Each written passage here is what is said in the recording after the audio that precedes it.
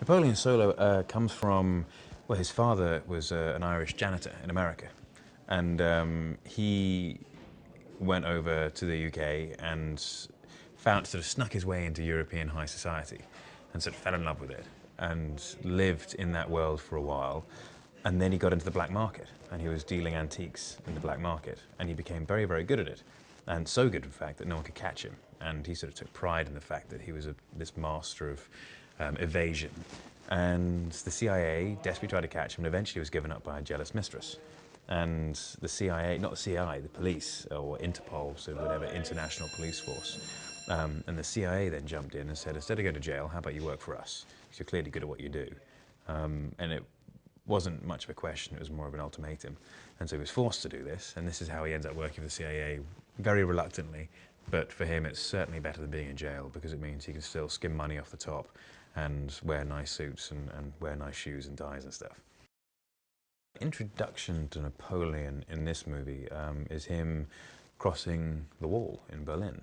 And as he crosses the wall, he's on a mission to go collect this one girl who's the niece of, the daughter of this fantastically sort of talented rocket scientist, a nuclear scientist. And in this mission to retrieve her, he is intercepted by Ilya. And Ilya is the Russian spy. He's working for the KGB.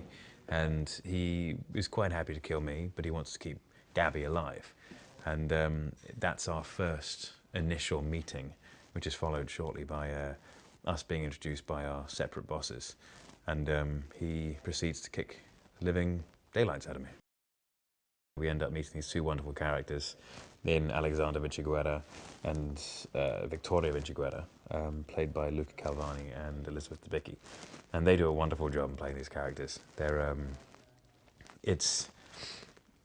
just so wonderfully smug with themselves and happy about the way they're going about stuff, and this sort of sense, this aura of invulnerability about them, and yet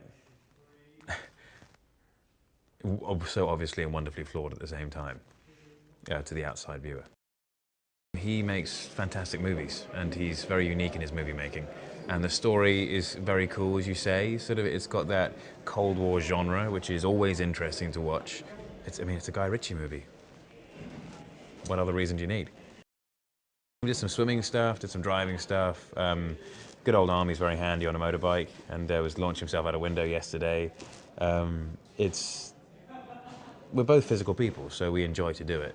But the stunt boys did a lot.